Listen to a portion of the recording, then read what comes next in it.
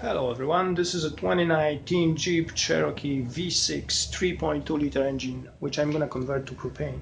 The conversion will be done in a way that no gasoline components will be removed, so the truck basically will become a dual fuel vehicle, meaning that the driver can choose the fuel by simply pushing the button. To do the conversion, I'm gonna use high quality stuff made in Poland. Let's start with the regulator, which is made by a company called KME. Beautifully machined out of aluminum and brass, high quality stuff. I'm using the same component in my other truck and I have no problem with it whatsoever of any kind. Rest of the stuff: injectors, wiring harness, control module, pressure sensor, fuel level sensor, control switch, and some miscellaneous stuff is made by another company called STAG. High quality stuff. I have very good experience with it. The next step will be installing 6 of those little propane hookups on the intake manifold. In order to do this nicely, the upper part of intake manifold is going to have to be removed. So let's get started.